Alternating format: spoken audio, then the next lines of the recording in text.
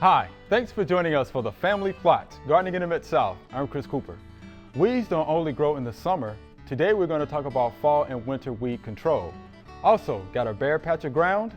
There's a ground cover that will do well there. That's just ahead on the Family Plot, Gardening in the Mid-South.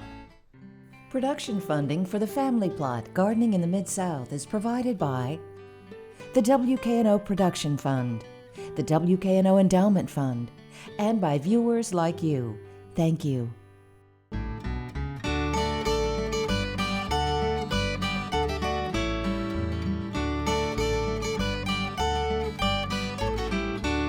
Welcome to the Family Plot. I'm Chris Cooper. Joining me today is Rudy Packenbauer. Dr. Rudy is an extension specialist with Alabama Cooperative Extension, and Ms. Carol Reese is with us. Ms. Carol is an ornamental horticultural specialist with UT Extension. Thanks for joining us. Thanks for having us. Thanks, Chris. All right, so Rudy, let's talk about fall and winter weed control. What do we need to know? Well, when we're looking at our lawns, fall and winter control for weeds is probably the best time. We tend to forget that during the winter time, there are a lot of weeds that actually start during the fall and winter time. So during this time for your lawn especially, this is the best time to actually apply your pre-emerge. Okay. I'm a real big advocate for pre-emerge so that you don't have to worry about weeds during the actual growing season. I would agree. Because once the grass starts to grow, it's really difficult to try and use those spot treatments and then post-emergence. So if you really have to, you can probably do post-emergence, but you can actually control and really head off a lot of the weeds by using pre-emerge. So this time, actually this month is probably the best time. We try and water that in after we put that in. So if you can gauge your actual application from your spreader to apply it 5 days prior to an actual rain, it would actually then do a lot better job. Yeah. I agree with that. And those winter weeds are just out there big time. Oh yeah, they'll pop up and you don't even know it, and all of a sudden, especially if you have, let's say, a Bermuda lawn, it's all stark brown, and then you have these weed patches all over the place. So it's I always hard. wondered how many days prior to a rain I tended to run out there right before it hit. Yeah, a lot of people do that. Yeah, I think most of our specialists in turf and lawn, they'll tell us within 5 days to try and. A lot of times because it'll volatilize in the actual soil and then lose its effectiveness. So if you can actually water that in after you actually apply it, if you do have an irrigation system, or within 5 days with a rain. Yeah, they'll definitely be there. All right, so how do we maintain the soil for the spring? Now for the spring, this is also the best time, for instance, for your gardens to actually provide any type of soil amendments.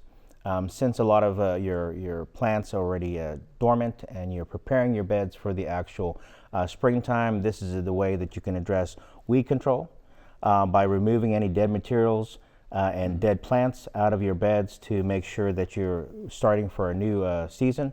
And this also helps control any kind of overwintering of pests and diseases by removing those plant materials. If there are any weeds there, then you also remove those as well. Destroy the weeds that are actually there because they can overwinter in your compost pile if you actually put those in your compost pile. But adding soil amendments actually after you clean your beds out is the best time. And then you can also, during the times during the wintertime and early spring, if you want to help control some of overwintering seeds of weeds, you can do solarization by actually applying a clear plastic over the beds, but I would wet the actual ground first and then provide that clear plastic to actually provide that solarization to increase the temperature. Right. Yeah. That's good stuff. What about those perennials that are out there in the garden? Perennials, again, during the winter times, this is the best time to actually address any kind of pruning your shrubs and so forth. Like we mentioned, we can also use our ornamentals, ornamental grasses. This is the best time to actually then help them just stay as they are. We try and keep those ornamental grasses during the winter times. We prevent any kind of pruning because you can take advantage of the actual texture and sound from the actual ornamental grasses and the added variety in your landscape during the winter months. But during the spring, you can actually tie them up and then cut them down.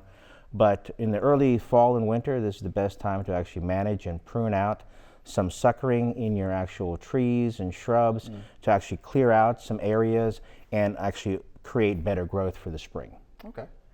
I wanted to address just a second that when we talk about fall planting, because I think a lot of people start thinking September, October, when it's often very dry and Oh yeah, hot. yeah, no. So in the South, I always tell people, I'll wait till I start to see oak trees losing leaves. Yes. That's sort of a good thing. You know, we like to look at these external clues about when to do certain things, like apply herbicides, for example. Exactly. Right. And sometimes after Thanksgiving is the best time, and we tell folks, you know, kind of like as a marker on your calendar, you know, anytime after Thanksgiving is the best time because a lot of the leaves will be down, everything is pretty much dormant, and that's the best time to actually do any kind of spraying or any applications. And we started to have some rain, and the grounds are Right. softened as well. So I think that's also important because I don't want to have to water all the way through September, Right. October. Any kind of planting is going to require some type of irrigation to get the actual plant started. So the best time would be later in the actual fall, so that when you actually have the actual fall rains, then you'll have better irrigation and better soil moisture for those plants. Chris has always really emphasized, and I've benefited very much from that fall cleanup in the garden to get rid of the insect and disease pressures because Yes. that was something I often neglected. Yeah, clearing those out is the best time because we've had abundant growth during the summertime. A lot of things have maybe flared up, and this is the best time to address that and then clear those out, and so you can have a fresh start for the spring. How about compost? Building a compost pile. Is this a good time to Composting, do that as again, well? you've got a lot of material that is coming out of your garden, material that has gone dead and is already gone through their life cycle. So if they're not diseased and they're not pest ridden, then that would be the best kind of material to put into your compost. Starting a compost pile is really easy. You can just start a pile somewhere in your yard and then just collect those materials. You can also buy any type of structures to put your actual compost in as well. But the key thing is to allow any kind of air to come through the actual compost to make sure that they're going to decompose. Okay. That'd be good to do. Huh? I know, I actually steal bags of people who are crazy enough to throw out bags of pine needles, especially. I love for Right, yeah. for Oh, yes. mulch. Yeah, for Yes. mulch. And then I get the Right. leaves Right, for right. making compost piles. right. Because so far I don't have enough trees in my yard. Okay. So have yeah, a new you've house. got a lot of different litter from your yard clippings to your actual leaves from your trees Right. to actually your garden litter as well. Right. All these materials then you can actually utilize for your compost. And she did mention mulch. I mean, this would be a Yes. good time to do that as well? Yes, mulching is the best time also as well. It's a lot easier to put out mulch during the fall time because Sure. it's not as hot. Right. But yeah, putting out mulch also helps protect any kind of perennials that you have in your beds from the actual frost damage that may occur in the actual root system. So a minimum of 3 inches we try and recommend for most mulches in and around your actual beds is the best way to do it. Lastly is this. We need to evaluate our garden and flower beds, right? So what worked, what didn't work? Exactly. Those kind of things, Yeah. right? Keep a little journal maybe? This something is like the that? best time as well. You've gone through your whole growing season, and you've taken note of what happened, what didn't work, and then you can actually plan because they're also going to be the best time now to look at your catalogs Yeah. for the actual spring to see what's going to be coming out and maybe some newer varieties that you might want to introduce into your garden. Yep. I like to call it editing. Exactly. As an ex-English major, Yeah. but yeah, we're editing. And sometimes things just didn't live up to the hype. Right, exactly. So again, you can come back and then if you're actually, working with these particular catalogs, you can actually get some feedback, give them a little heads up and say, you know what, I tried this over in this region, didn't work so well. Yeah, That's good to know. All right, thanks. That's good stuff. you're welcome. Appreciate that, Rudy. There are a number of gardening events going on in the next couple of weeks. Here are just a few that might interest you.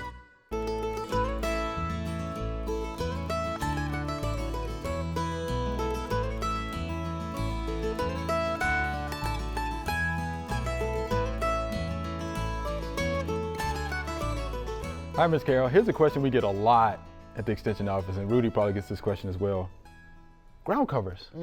What kind of ground covers do I need to put in this condition or that condition? So you're about to tell us, right, all about the ground covers. Yes, and we're also developing those lists now to be available online. Our Good. website, uthort.com. Okay, We're just good. Glad you mentioned finalizing that. statewide lists to be posted soon, so stay Good. tuned there. Okay. But I've over the years, of course, compiled my own personal list for the ones that I have used here in West Tennessee successfully, and the ones that I absolutely warn people not to plant. So it is about evaluating the site, sunshade as it is with anything, wet or dry, and then choosing the appropriate ground cover. But another thing I really want to talk about is a lot of times people do just want it to cover ground in a place where it's difficult to mow, or where grass won't prosper. Right. But there's also just beautiful design reasons to use it. For example, recently on a hydrangea tour, which of course usually is in shade gardens, beautiful bright golden sweet flag sweeps of it that pulls you around the paths in the garden. Because I do like in shade gardens to look for those golden or variegated plants. Dark foliage plants will often just disappear in the shade against the mulch. And also they provide great contrast.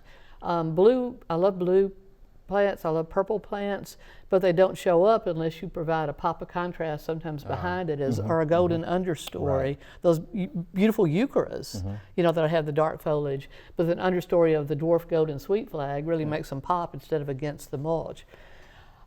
So I also want to warn people, they think they want a fast one. Yes, they do. But they don't. They don't. They soon will find out that fast ones don't know when to stop. Oh, That's the problem. They're like, oh, okay, so stop here. Well, no, I'm a living thing, and I want to cover some ground, and I want to succeed. So English ivy is famous for being horribly invasive. It'll get up into your trees and in the neighbor's trees and out into the woodland and just keep going. And there's plenty of examples if you drive around Memphis. Plenty. Yes. To see. It will eventually shade out the canopy. It's not good for the tree. It's not parasitic. It just shades out the ability of the tree to photosynthesize. Sorry, y'all. There it goes. But it also will create that danger for that tree to be more subject to wind throw. It catches the wind surface. Pulls it over. I was going to take a picture of a weeping willow covered with English ivy, and they were coming out like little pigtails. Oh my goodness. And before I got back to take the picture, the wind got it. How That was about that? just Pulled this it last down. year. So I like to look for the ground covers that will stay in discrete clumps. They may get bigger every year and more full and fill in. And it's going to cost more on the front end if you want a solid ground cover because you're going to plug more in. Right. But the lack of maintenance, everybody tells me, I've never had anybody tell me they want high maintenance. So if they want low maintenance, spend a little bit more money, and get these slower spreading ones that stay in discrete clumps. And there's lots of them out there now. There are sedges, and a lot of times we think of our weedy sedges as being problems and running, but there are many well-behaved sedges that do stay in discrete clumps. The sweet flags, again, are ones that slowly spread and come in a variety of colors. Also, I like to find those that will give me a season of bloom. Ajuga has a beautiful little I was bloom. going to say that. I like Ajuga. In the spring. And the moss phlox, the phlox subulata, a lot of people like to call thrift. That's a great little ground cover. Periwinkle. Periwinkle will too as well. Sometimes the vinca, the periwinkle, the large one, gets a little bit aggressive. Yeah. And another thing I wanted to mention about those really aggressive ones.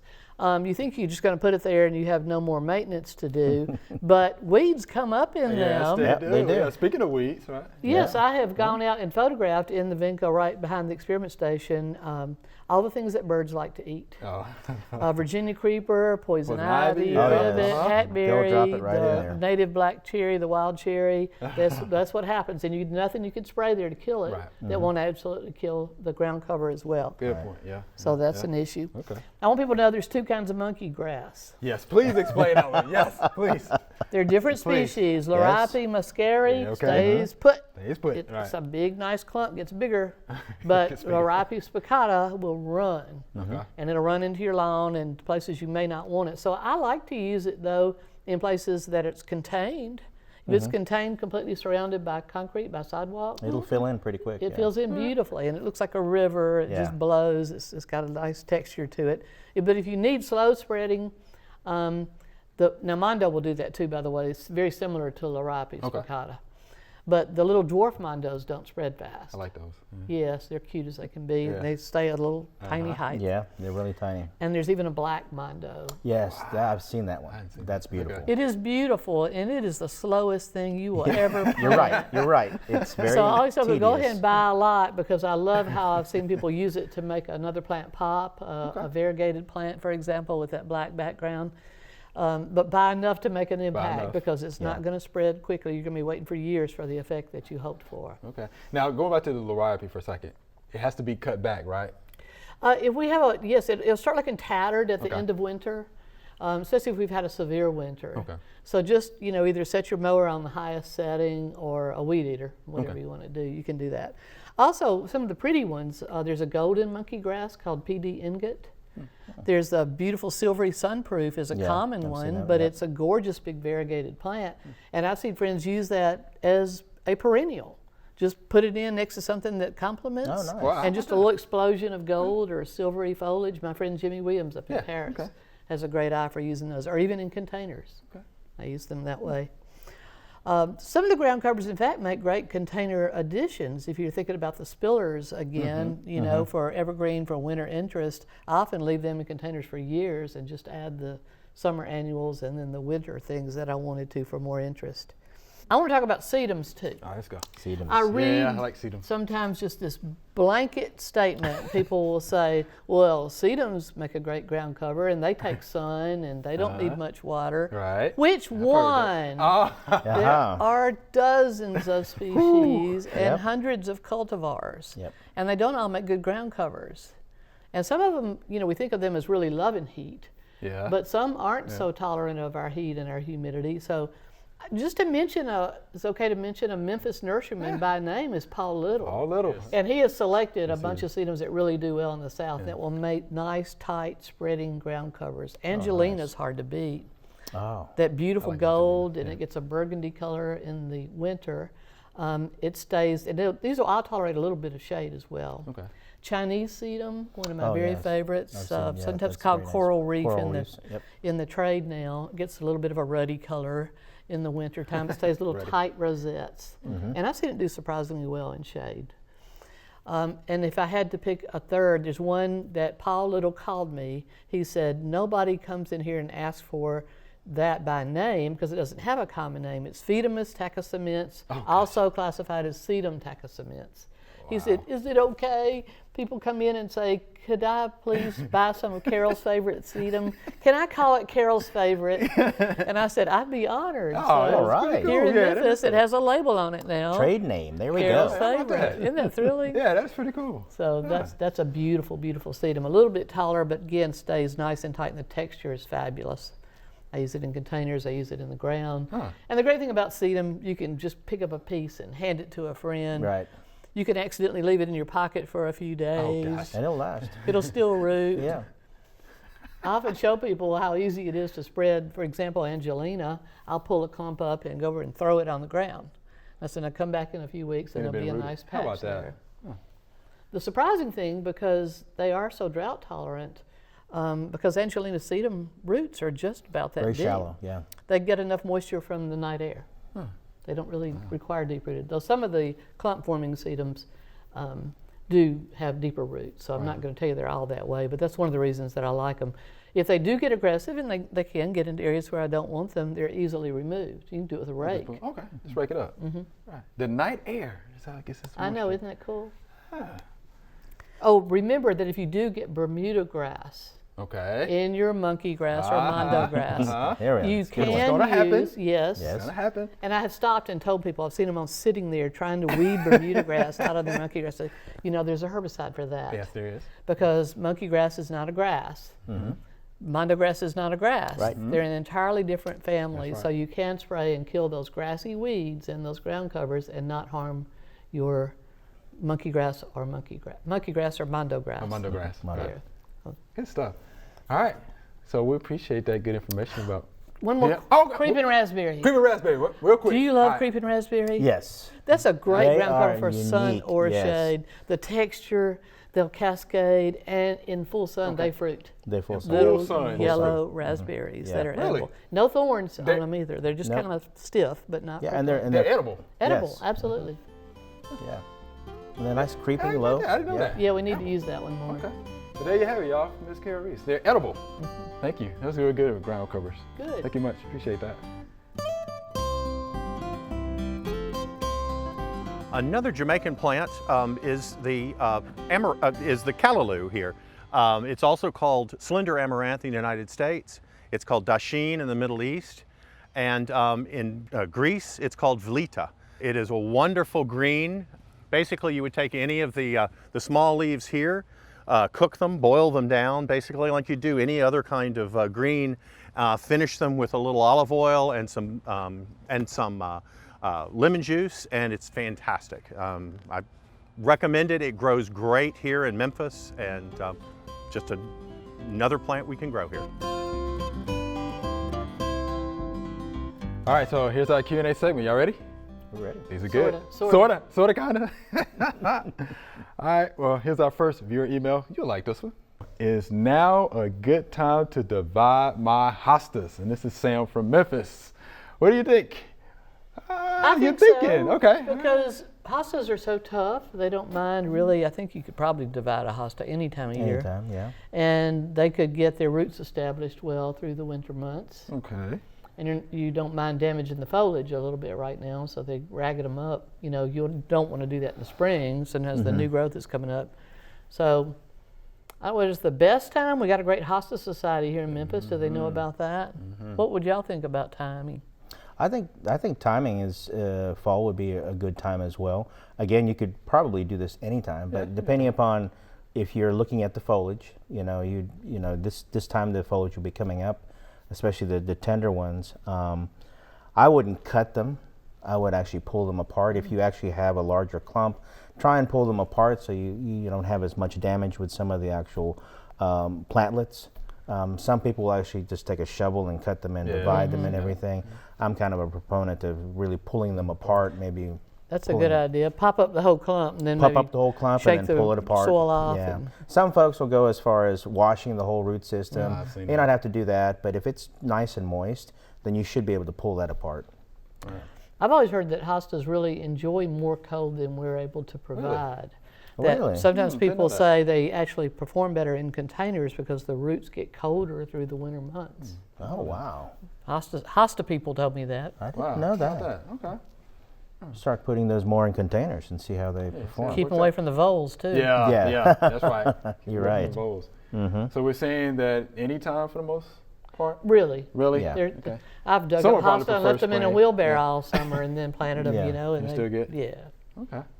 Yeah, we do have a great hosta society here. we do. Yeah, that's for sure.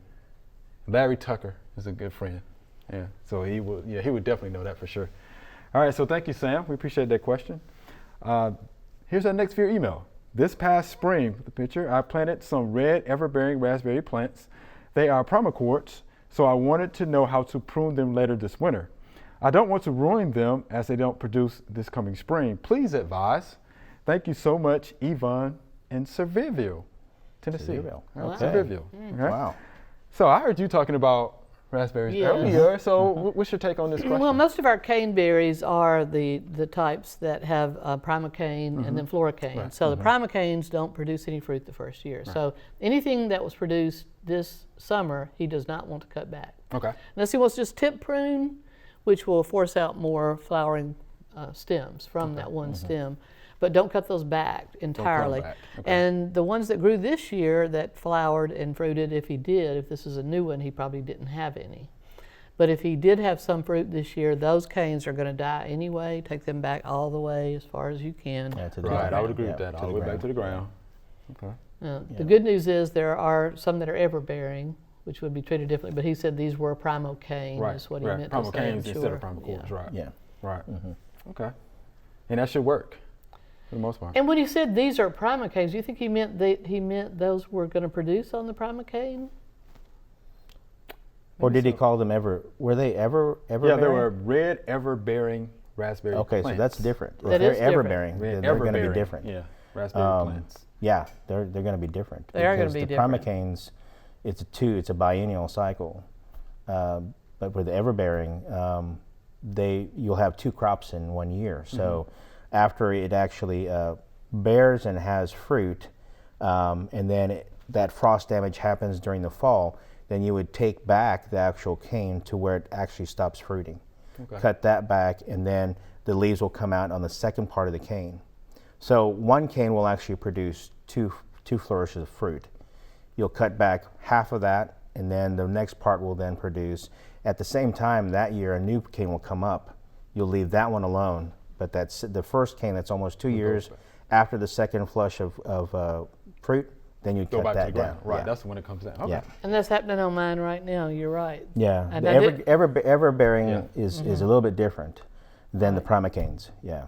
Yeah, because it's red everbearing. Well, but he said primocane, so I got Right, confused. yeah. Yeah, he had So both they on are the primocane, same question. Yeah. So if it's an everbearing, then it's different Right. pruning. But if it's a primocane, then yeah, it would be the way Carol was saying that Right. you'd have to He wait. needs to Because find definitely out for specify sure. they are primocanes, right? Yeah. Don't want to prune later. Don't want to ruin them as they don't produce this coming spring. I would just be safe and not prune and figure it out Right. next year. It's Yeah. a new planting, It's a new plant. probably. Yeah. Okay. Hope that helps you out, Yvonne. Thank you for the question. All right. So, Ms. Karen, Dr. Rudy, it's been fun. Yeah, it has. It's been fun. Thanks Thank for y'all having me. Always. Thank you. Remember, we love to hear from you. Send us an email or letter. The email address is familyplot@wkno.org, and the mailing address is Family Plot, 7151 Cherry Farms Road, Cordova, Tennessee 38016. Or you can go online to familyplotgarden.com. That's all we have time for today. Thanks for joining us. Remember something we talked about a few months ago but can't remember the details? Head on over to familyplotgarden.com and search for it. We have over 1,000 videos from the last 5 years. We have the one you remember. Be sure to join us next week for the Family Plot, Gardening in the Mid-South. Be safe.